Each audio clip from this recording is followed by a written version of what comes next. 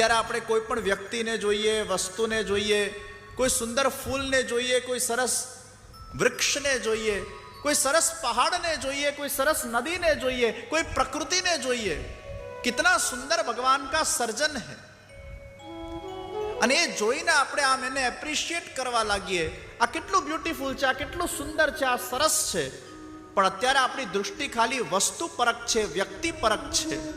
એ દૃષ્ટિને જે ઊંડાણપૂર્વક લઈ જાઓ, એ બુદ્ધિને જે ઊંડાણપૂર્વક લઈ જાઓ, ये सर्जन मेरे प्रभु का है, ये सर्जन इसलिए सुंदर है क्योंकि मेरे प्रभु श्याम सुंदर है, प्रभु सर्व से सुंदर है, वो त्रिभुवन सुंदर है, जिसने ये भुवन बनाया है वह सुंदर त्रिभुवन सुंदर, ऐसे प्रभु ने ये जगत का निर्माण किया है. तो ये जगत का जिसने निर्माण किया, यह जगत के स्थिति प्रलय और सर्जन के जो कारणभूत है, यह जगत जिसमें से अवतीर्ण हुआ है, यह जगत जिसमें से प्रकट हुआ है और भगवान जगत के रूप में अवतीर्ण हुए हैं, ऐसे भगवान का हम ध्यान करते हैं जो सत्य रूप है, जिनके संकल्प माध्यम से ब्रह्मा जी को वेदक ज्ञान हो गया.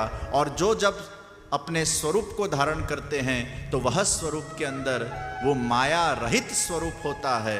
माया भगवान की उत्तम शक्ति है, महाप्रभु जी कहते हैं, लेकिन भगवान जब साकार स्वरूप को धारण करते हैं तो वह माया रहित होता है.